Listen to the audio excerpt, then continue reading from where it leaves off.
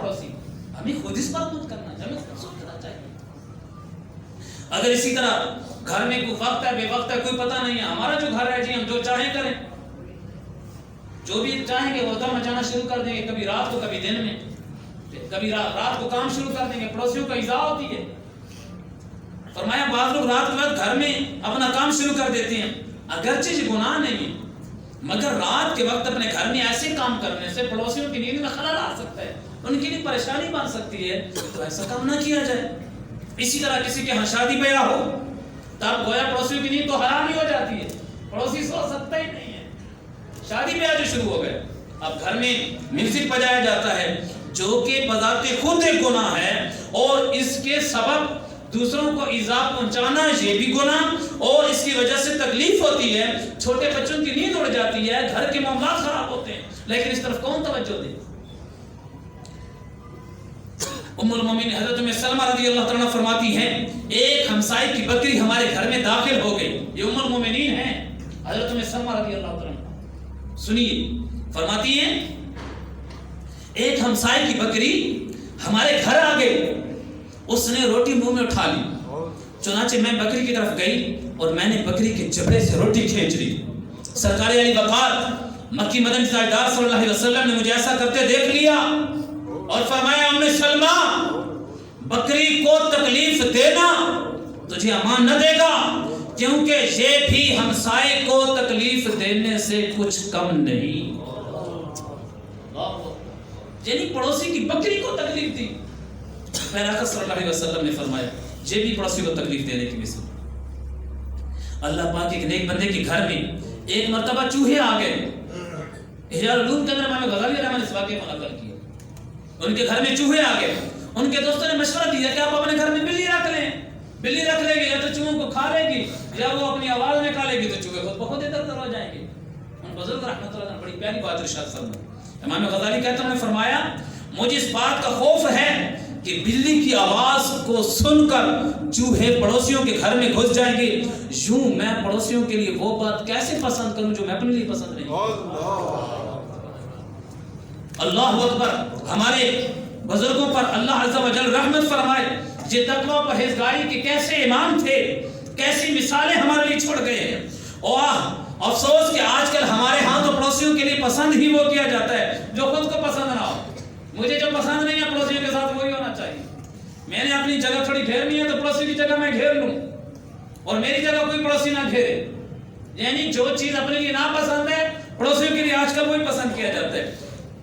ایک مرتبہ میرے اور آپ کے پیارے پر آقا مکی مدنی مصطفیٰ صلی اللہ علیہ وسلم نے فرمایا آج وہ شخص ہمارے ساتھ نہ بیٹھے جس نے اپنے پڑوسی کو تکلیف پہنچائی ہو.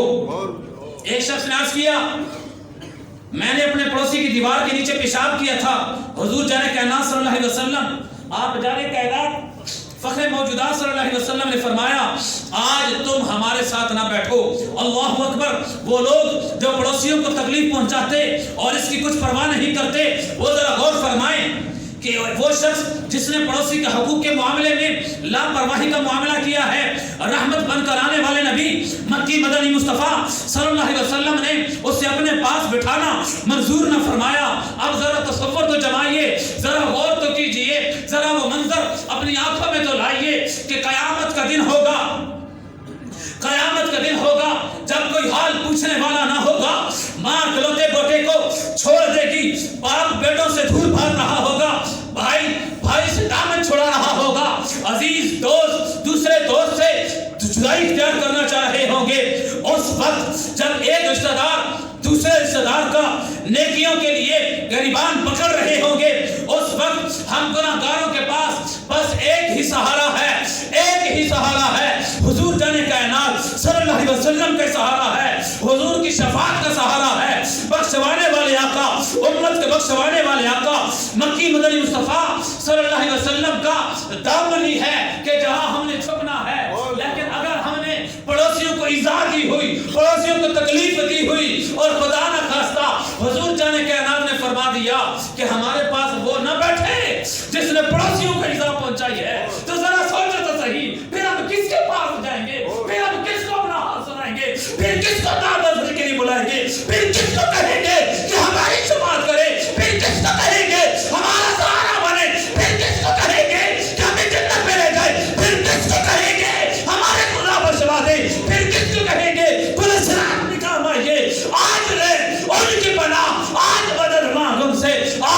پڑوسیوں کے حقوق ادا کر دیجئے، تاکہ کل جب اعلان فرمایا تھا کہ پڑوسیوں کو اجازت دینے والا نہ آئے تو ہم پیچھے نہ ہوں، ہم غلاموں کے صف میں کھڑے نظر آئے، ہم غلاموں کے صف میں کھڑے نظر آئے۔ میرے پیارے پیارے اسلامی بھائیوں، ان روایات سے جو میں نے آپ کے سامنے پیش کی ہیں، ان روایات سے اندازہ لگائیے کہ حقوق العباد کا معاملہ جسے ہیومن رائٹس کہا جاتا ہے، حقوق العباد کے معاملے میں دین اسلام نے کس قدر رہنمائی فرمائی ہے، کتنے پیارے احکام ارشاد فرمائے ہیں۔ ایسے احکام کوئی بھی اور نہیں بیان کر سکتا جیسے پیارے انسانی حقوق اور حقوق العباد کا معاملہ دین اسلام نے ہم تک پہنچایا ہے، ایسا کوئی بھی نہیں دے سکتا۔ اور پڑوسی کا حق، ایک روایت کے مطابق کہ نبی پاک صلی اللہ علیہ وسلم کو جبریل امین نے اتنی مرتبہ وصیت کی پڑوسیوں کے حقوق میں کہ جہاں تک گمان ہوا کہ وراثت میں پڑوسی کے ساتھ شامل ہو جائے، اس قدر حقوق عطا کیے۔ جی پیارا پیارا دین اسلام ہے جس کا نام ہی اسلام ہے، جس کا نام ہی اسلام کا مطلب سلامتی والا، جس دین کا نام ہی اسلام ہے، جس دین کا نام ہی ایمان ہے، ایمان والے، امن والے، سلامتی والے، ایسے پیارے دین کو اختیار کرنے والے ہیں پیارے اسلام بھائی۔ صحابی رسول حضرت عبد الرحمن رضی اللہ عنہ فرماتے ہیں ایک دن سرکار علی وقار مکی مدنی تاجدار صلی اللہ علیہ وسلم نے وضو کیا تو صحابہ کرام عشق رسول میں وارفتہ ہو کر حضور جان کائنات کے وضو کا بقیہ پانی بطور تبرک کے اپنے جسموں پر ملنے لگے، سرکار ذی وقار دو جہاں کے تاجدار صلی اللہ علیہ وسلم نے صحابہ کرام علیہ رضوان سے فرمایا تمہیں کیا چیز اس پر ابھارتی ہے؟ حالانکہ آقا جانتے ہیں، حالانکہ وہ جانتے ہیں کہ وہ غلام ہیں جو جان کر نذرانہ دینے سے بھی پیچھے نہیں ہٹتے، یہ ابو بکر صدیق ہیں، یہ خلیفہ ثانی عمر فاروق اعظم ہیں، یہ خلیفہ ثالث حضرت عثمان غنی ہیں، یہ خلیفہ چہارم حضرت علی المرتضیٰ ہیں، یہ جان دینے سے بھی پیچھے نہیں ہٹتے۔ لیکن آقا پھر بھی سوال کرتے ہیں، کہتے ہیں تمہیں کیا چیز اس پر ابھارتی ہے؟ یعنی تم میرے وضو کا بقیہ پانی جسموں پر کیوں مل لیتے ہو؟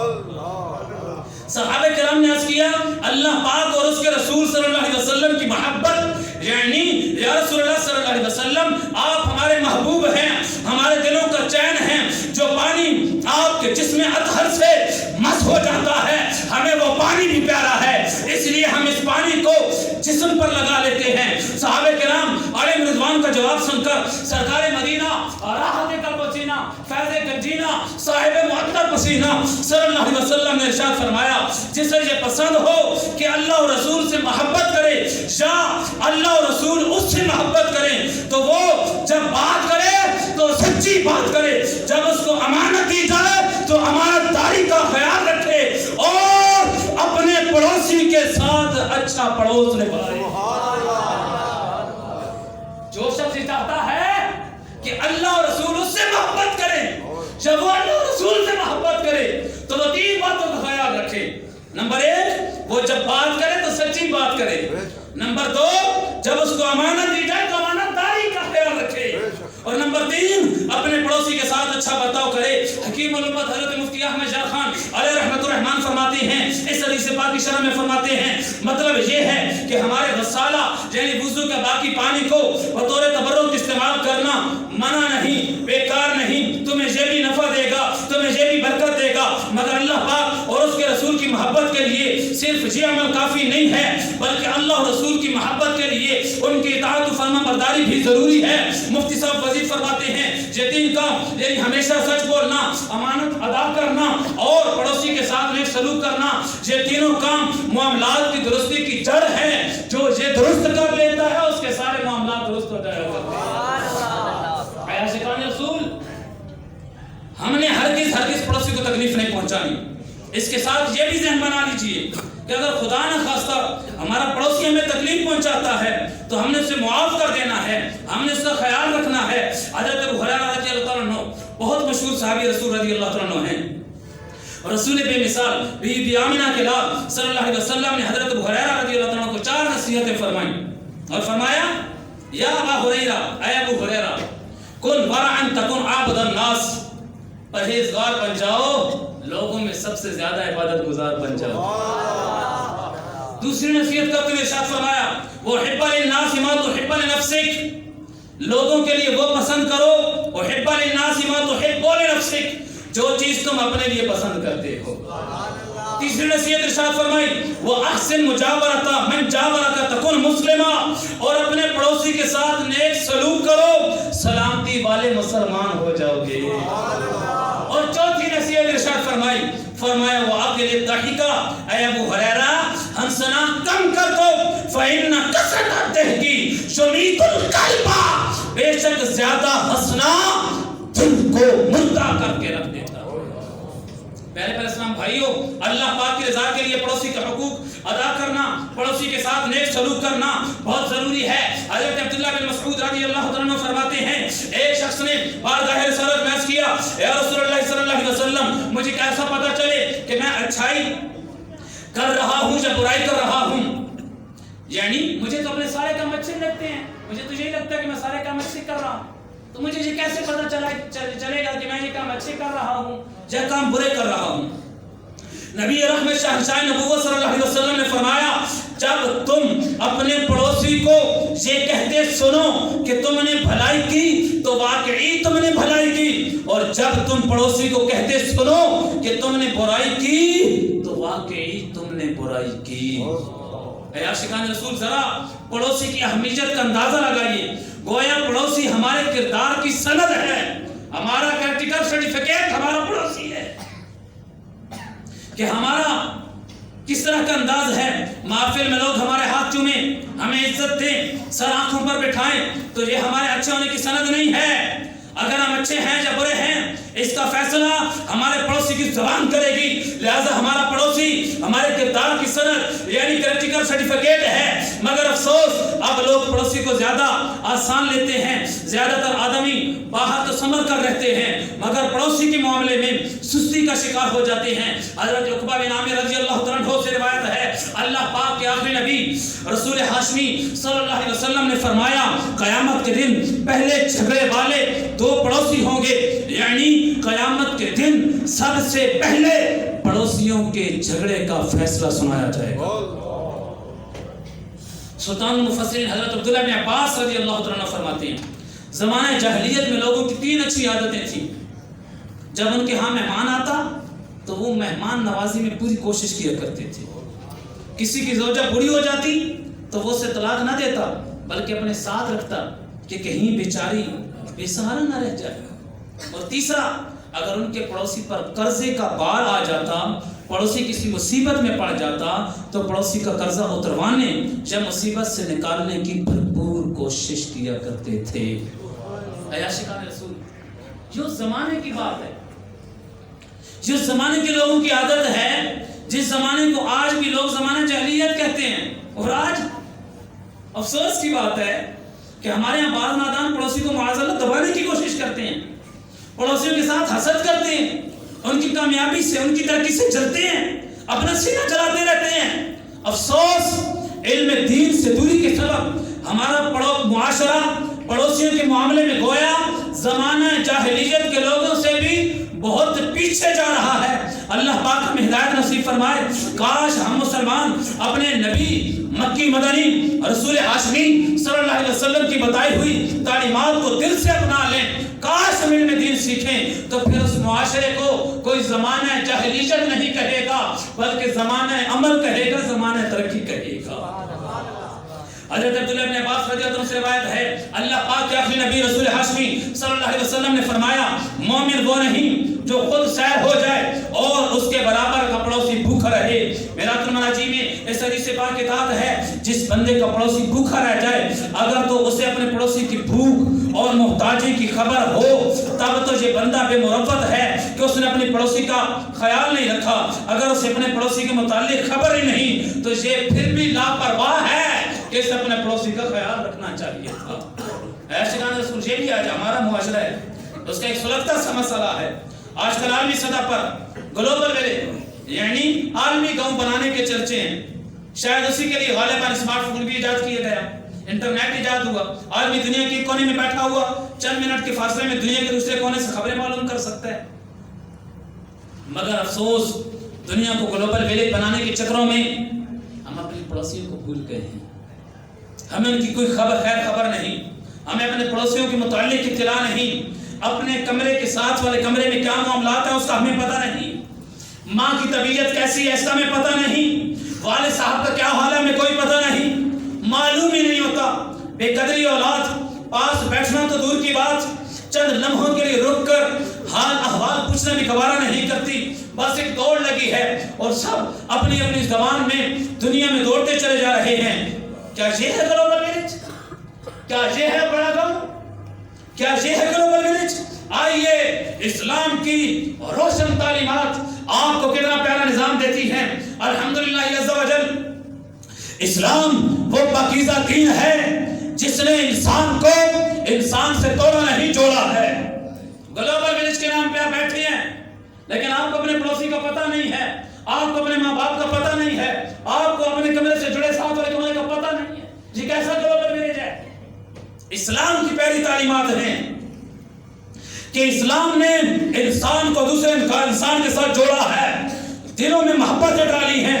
مسلمان مردوں پر 5 وقت نماز فرض فرمائی ہے، 5 نمازوں میں مسجد میں با جماعت ادا کرنا واجب ہے، اور اس کی حکمت علماء نے یہ بیان فرمائی ہے کہ جب ایک گلی کے ایک محلے کے لوگ 5 وقت کی نماز مسجد میں ادا کریں گے تو انہیں ایک دوسرے کے ساتھ ملاقات کا موقع ملے گا، ایک دوسرے کے ساتھ ملنے کا موقع ملے گا، ایک دوسرے کی باتیں کرنے کا موقع ملے گا، ایک دوسرے سے ملاقات کے بعد طبیعت حال احوال پوچھنے کا موقع ملے گا، ان کا خیال رکھنے کا موقع ملے گا۔ یوں جو پریشان ہوگا اس کی پریشانیاں ختم ہو جائیں گی، جو خوشحال ہوگا اس کی خوشحالی بڑھتی چلی جائے گی، اور یوں ہم ایک دوسرے سے جڑے رہیں گے، ایک دوسرے کا حال معلوم کرتے رہیں گے، خیر خائی کا جذبہ بڑھتا چلا جائے گا، اتفاق ہوگا، اتحاد ہوگا۔ اور یہ ہے اسلام کی روشن تعلیمات جس کی برکت سے انسان موبائل فون کے ساتھ جڑے یا نہ جڑے دوسرے انسانوں کے ساتھ ضرور جڑ جاتا ہے۔ اگر کسی سے اس کی محبت کا لا رسم ہو یا نہ ہو، دین اسلام کی تعلیمات کی سبب وہ دوسروں سے ملنے والا بن جاتا ہے، وہ دوسروں سے جڑنے والا بن جاتا ہے، وہ دوسروں سے تعلق رکھنے والا بن جاتا ہے۔ جنتی صحابی حضرت ابو ذر غفاری رضی اللہ عنہ فرماتے ہیں اوصانی خلیل محمد، حضرت ابو ذر فرماتے ہیں مجھے میرے پیارے دوست رسول اللہ نے وصیت فرمائی ہے۔ ان کے الفاظ کا یہ چاشنی کا انداز تو دیکھیے، کہتے ہیں اوصانی خلیل محمد، مجھے میرے دوست حضور نے نصیحت فرمائی۔ فرماتے ہیں میرے محبوب حضور نے مجھے نصیحت فرمائی جب شوربہ بناؤ تو اس میں پانی زیادہ ڈال دو، جب شوربہ بناؤ تو اس میں پانی زیادہ ڈال دو کیونکہ، اور فرمایا اور اس میں پڑوسیوں کو بھی بھیج دیا کرو۔ حکیم الامت مفتی احمد جلال خان علیہ رحمۃ الرحمن فرماتے ہیں اس حدیث پاک میں چونکہ یہ بیان کیا گیا کہ شوربہ بھی ہو تو اس سے چند مسئلے معلوم ہوئے، یعنی لازمی نہیں ہے کہ مرغوں مسئلہ بنائے تبھی پڑوسیوں کو دینا ہے، بلکہ اگر عام سا سالن بھی بنایا نا تو وہ بھی پڑوسیوں کو دینا ہے، پڑوسیوں کو دینا ہے۔ جہاں شوربہ فرمایا گوشت کا ہو یا کسی اور چیز کا۔ دوسرا یہ کہ ہر پڑوسی کو تحفہ دینا چاہیے، قریب ہو یا دور، اگرچہ قریب کا حق زیادہ ہے۔ تیسرا یہ کہ ہمیشہ لذت پر الفت و محبت کو ترجیح دینی چاہیے، کیونکہ جب شوربے میں فقط پانی پڑے گا تو مزہ کم ہو جائے گا، لیکن اس کے ذریعے پڑوسیوں کے تعلقات کم نہیں ہوں گے بلکہ بڑھتے ہی چلے جائیں گے۔ پیارے اسلامی بھائی، کتنی پیاری تعلیمات ہیں دین اسلام، کتنی عظیم تعلیمات ہیں، کتنے پیارے انداز میں حقوق بتائے جا رہے ہیں، کتنے پیارے انداز میں ہیومن رائٹس انسانی حقوق بتائے جا رہے ہیں۔ یہ دین اسلام کا پیغام۔ شہنشاہ مدینہ اور راحت قلب و سینہ فیض گنجینہ صاحب محتر پسینہ صلی اللہ علیہ وسلم نے فرمایا جانتے ہو پڑوسی کا کیا حق ہے؟ جانتے ہو پڑوسی کا کیا حق ہے؟ پھر فرمایا اب سنیے گا، یہ ہے دین اسلام میں پڑوسی کے حقوق۔ نبی پاک صلی اللہ علیہ وسلم نے فرمایا اگر وہ تم سے مدد چاہے تو تم اس کی مدد کرو، اگر تم سے قرض مانگے تو اسے قرض دو، اگر وہ محتاج ہو تو اس کی حاجت پوری کرو، اگر بیمار ہو جائے تو اس کی عیادت کرو، اگر فوت ہو جائے اس کے جنازے میں شرکت کرو، اگر اس کو کوئی بھلائی پہنچے اسے مبارکباد دو، اگر اسے کوئی مصیبت پہنچے اس کی تعزیت کرو، اس کی اجازت کے بغیر اس کے گھر سے اونچا گھر نہ بناؤ کہ ہو سکتا ہے اسے ہوا نہ پہنچے، پڑوسی کو تکلیف نہ پہنچاؤ۔ اگر تم کوئی پھل خرید کر لو تو اپنے پڑوسی کو بھی کچھ بھیجو، اگر ایسا نہ کر سکو تو چھپا کر لے جاؤ۔ اپنے بچوں کو بھی وہ پھل گھر میں کھلاؤ، انہیں باہر لے جانے نہ دو کہ پڑوسی کے بچے اس پھل کی وجہ سے غمگین ہوں گے۔ یہ حقوق بیان کیے اور فرمایا اور اپنی ہنڈیا کی خوشبو سے بھی پڑوسی کو تکلیف نہ پہنچاؤ مگر جہ کے کچھ سالن اسے بھیج دو۔ اتنا فرمانے کے بعد پیارے آقا مکی مدنی مصطفیٰ صلی اللہ علیہ وسلم نے فرمایا اتدرون ما حق الجاری والذی نفسی بجدہ ما جبلہ حق الجاری الا قلیلا ممن رحمہ اللہ، یعنی جانتے ہو پڑوسی کا حق کیا ہے؟ اس ذات کی قسم جس کی قدرت میں میری جان ہے، پڑوسی کا حق صرف وہی ادا کر سکتا ہے جس پر اللہ رحم کا معاملہ فرمائے۔ ہم بھی دعا کرتے ہیں اللہ تعالیٰ ہم پر رحم کا معاملہ فرمائے اور ہمیں پڑوسی کے حقوق میں کامیابی عطا فرمائے۔ پیارے اسلامی بھائیوں، دعوت اسلامی کا پہلا مدنی ماحول جی کتنا ہی پیارے انداز میں ہمیں حقوق بتاتا ہے، سکھاتا ہے، سنتیں سکھاتا ہے، زندگی گزارنے کے آداب بتاتا ہے، زندگی گزارنے کے معاملات بتاتا ہے۔ اب پچھلے جمعہ مبارک پر کتنا پیارا بیان تھا جو احساس کمتری سے بچنے کے متعلق تھا۔ اب اس جمعہ مبارک کتنا پیارا بیان تھا ہفتہ اور اجتماع کے اندر شب جمعہ کتنا پیارا بیان پڑوسی کے حقوق کے متعلق۔ اور ایسے کروایا ہم دائیں بائیں دیکھیں کہ جی حقوق کے متعلق ہمیں ادھر ادھر سیکھنا پڑے، نہیں، ہمارا پیارا دین اسلام ہمیں بہت پیاری تعلیمات دیتے ہیں۔ افسوس کہ ہم دین اسلام کو سیکھ نہ سکے، افسوس کہ ہم نے اپنے پیارے دین کو وقت نہیں دیا۔ دعوت اسلامی رحمۃ اللہ سوال سے کوشش کرتی رہتی ہے۔ کل بروز جمعہ المبارک 3 دن کا مدنی قافلہ اسی فیضان مدینہ سے اسی جذبے کے ساتھ سفر کرے گا کہ ہم نیکی کی دعوت کو عام کریں، دوسروں کو سکھائیں، خود بھی سیکھتے چلے جائیں۔ اسی جذبے کے ساتھ بڑھے گا کہ مجھے اپنی اور ساری دنیا کے لوگوں کے ساتھ بھی کوشش کریں۔ ہمارا کام کوشش کرنا ہے، کامیابی دینے والی ذات اللہ تبارک و تعالیٰ کی ہے۔ اسی جذبے کے ساتھ مدنی قافلہ سفر کریں۔ تو آپ سے بھی گزارش ہے کہ آپ بھی دعوت اسلامی کا جتنا پیارا جو مدنی قافلے کا سلسلہ ہے اس میں سفر کیا کریں۔ دیکھیں اب آپ بولیں کہ سردی ہیں، پھر جب تھوڑا وقت آئے گا تو آپ بولیں گے گرمی ہے، جی موسم تبدیل ہوتا رہتا ہے، لیکن آپ کا یہ ذہن ہونا چاہیے کہ میں نے دین سیکھنا ہے اور دوسرے لوگوں تک پہنچانے کی کوشش کرنی ہے۔ اگر اس جذبے کو لے کر ہم آگے بڑھیں گے، جیسے ماشاءاللہ بہتر اجتماع میں تشریف لائے، اگر اسی طرح ہم بار بار نہ صرف خود آئے بلکہ دوستوں کو بھی ساتھ لاتے رہے نا تو انشاءاللہ ایک بہار آ جائے گی، ہمارے پڑوسیوں کو پتہ چلے گا، ہمیں پتہ چلے گا۔ ہو سکتا ہے آپ کو بھی یہی شکایت ہو کہ آپ کا پڑوسی آپ کے حقوق کا خیال نہیں رکھتا، تو اگر آج آپ کا پڑوسی آپ کے ساتھ اجتماع میں بیٹھا تھا تو کتنی پیاری تربیت ہو جاتی۔ چلیں خیر موقع گیا نہیں ہے، اگلے اجتماع پہ صحیح، اگلے اجتماع پہ صحیح، جی پیاری پیاری باتیں بیان ہوتی رہتی ہیں، ایک بار نہیں، یہ ہوتی رہیں گی۔ یہ ہماری سعادت ہے کہ ہم بھی یہ باتیں سیکھنے کی سعادت حاصل کریں۔ اب آگے مسواک کرنے اور اس کی سنت اور آداب سنتے ہیں۔ تو اس لیے گزارش ہے ہفتہ اور اجتماع میں تشریف لایا کریں، خود بھی اپنے رشتہ دار دوستوں کو بھی لایا کریں، سردی ہو یا گرمی ہو، سردیوں میں بھی تو باہر آتے جاتے ہیں، سارے معاملات کرتے ہیں، تو اسی طرح یہ بھی کرنے چاہیے، ہفتہ اور اجتماع میں شرکت اور مدنی قافلے میں بھی سفر کرنا چاہیے۔ آئیے مسواک کرنے اور اس کی سنت اور اس کے آداب سنتے ہیں۔ حضور نبی پاک صلی اللہ علیہ وسلم ہر رات کئی بار مسواک کرتے تھے، ہر بار سوتے وقت بھی اور بیدار ہوتے وقت بھی۔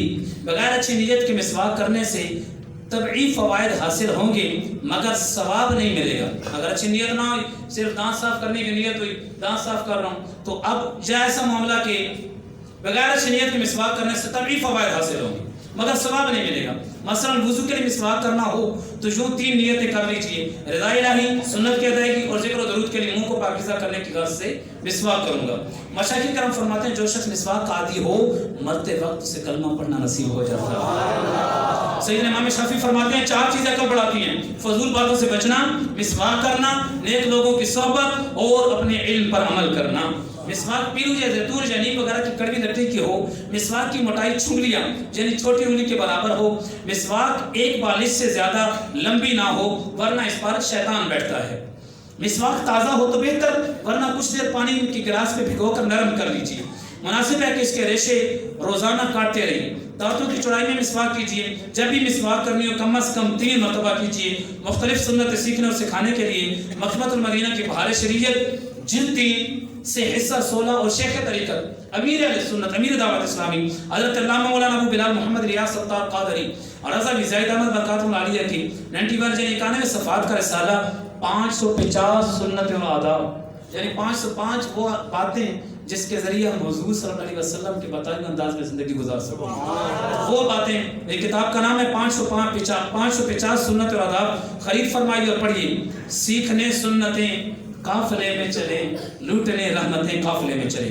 आइए दावत इस्लामिक हफ्ता और इज्तिमा में पढ़े जाने वाले 6 दुरूद पाक और 2 दुआएं पढ़ लेते हैं।